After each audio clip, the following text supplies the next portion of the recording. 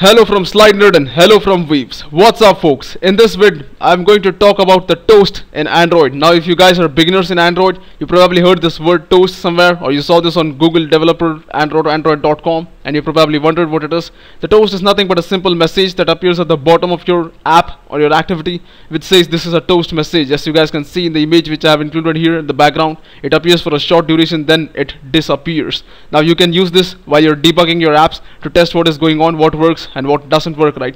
So you can do something like giving the user some feedback of what is going on. For example, here when the user selects the time inside the alarm, 7 a.m., he selects it using the checkbox. There is a toast message which appears and tells the user that the alarm is going to ring after 10 hours and 7 minutes from now, right? And then the best part about toast is it does not block the activity or fragment inside which it appears. Remember, it's not like a dialog, it just appears on top of your activity and disappears, right? And it disappears after a short time, like I said. Now how do you create a toast? It's pretty simple. You can use the toast class by saying toast is toast.makeText. Now this makeText method is a static method inside your toast class that is gonna give you an object of type toast, right? And this method requires 3 parameters. One is gonna be a context. Now if you guys are beginners, you're wondering what context means.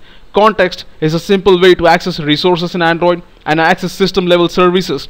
For example, you can have system level services like GPS, you can have them like alarm service, notification service, and so on. So context gives you access to those services, and you need to pass a reference to this context inside your toast object when you're creating it. Then you have this char sequence text. This is simply the text that you want to display on the user to the user, and then you have the time duration. Now if you're beginners, you're probably wondering what duration is all about. Remember, duration can take only 2 values. One is length underscore short, another is length underscore long. Now both of them are static fields inside your toast class.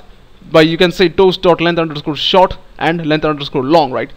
And after this step, the most important part which people always forget is to call the show method. Remember, at this point you simply created and defined the object. You have given the handle, you have defined what text it should display, and you have defined what amount of time it should be shown on the screen. But you need to actually show it. So you say toast.show and then the toast appears on the screen. So let's actually jump into Eclipse and actually make a toast and see if our message comes properly on the screen or not. So here I am inside my Android Developer Tools, which is the latest version of Eclipse. I have my Weaves Toast test project over here, and if you see, Eclipse has generated everything for me. I have not written even 1 ounce of code. There's a graphical layout, and then I have my XML layout, which is having a relative layout at the top, and then inside that there's a text view, right? So let me actually go ahead and add a button first. What I want is I want to remove this text view, put a button over here so that when I click the button, the toast appears here at the bottom. So first let me do that by adding a button by saying, so here inside my button, I'm gonna go ahead and rename it and say show toast, and I'll also define what happens when my button is clicked. For that, I'll override my onClick attribute. I'm gonna say Android onClick, call the method show toast when the button is clicked, right? So let me actually go ahead in my Android app inside my Java file and make this method. So here I'm inside my Weaves Toast test.java. There's a lot of garbage written. I'm gonna remove that. So let me make that method by saying public. Now if you see, it says private by default. Press Control space so that Eclipse can generate the method.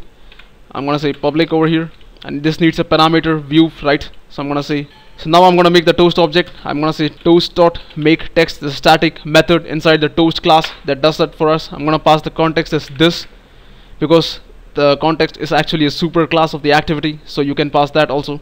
And then you have the char sequence text. Here I'm gonna put the text as, for the duration part, if you remember, there are only 2 values, either it's length underscore long or it's length underscore short. I'm gonna use the static field toast dot length underscore long for now. Now at this point the object has been created, but you have not shown the toast yet, so I'm gonna say toast dot show, right? And bam, we're done.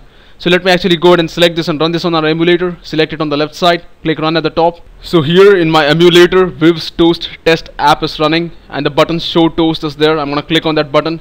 It's gonna call the show toast method inside my activity, and bam, there you see hello from Slide Nerd and Weaves, and bam, it disappeared. If I click 1, 2, 3 times, what happens in these cases is that the toast gets queued up. As you guys can see, it is coming over a second time. It's gonna disappear automatically, come for a third time. So remember one thing, if you click on toast continuously, they are gonna be queued up and they are gonna come up one after the other regardless of the duration, right? So now as you guys saw, the toast which came up on the screen was not really that good, to be honest with you, because I couldn't control where it would appear on the screen. So what we can do is we have some limited control on where the toast appears. We can control its position by using certain methods. There is this method called set gravity. It takes 3 parameters: int gravity, int x distance, int y distance. Now let's actually see what this gravity means.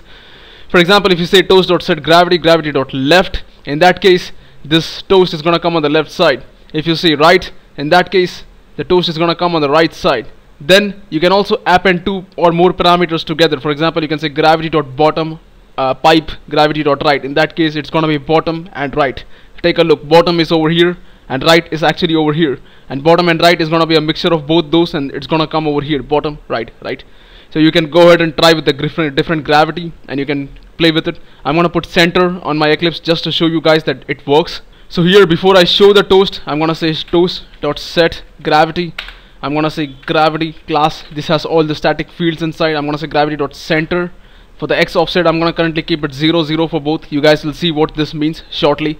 For now, let's just save this, select it on the left side, run it again. So now if I click on show toast, you guys can see it's coming perfectly in the center because we set the gravity as center. Let's say I want very precise control over exactly where the toast should appear. So in that case, what we can do is we can use the other 2 coordinates along with the set gravity method. If you remember, x coordinate and y distance or something like that. Let me go back to the presentation and show you what those methods were. So here we can exactly control the position by saying toast.set gravity, gravity.center 100 and 200. Now what happens in this case is that this is your default hello, which is in the center, but if you say 100, then an x distance of 100 and at a y distance of 200, this is where the toast appears.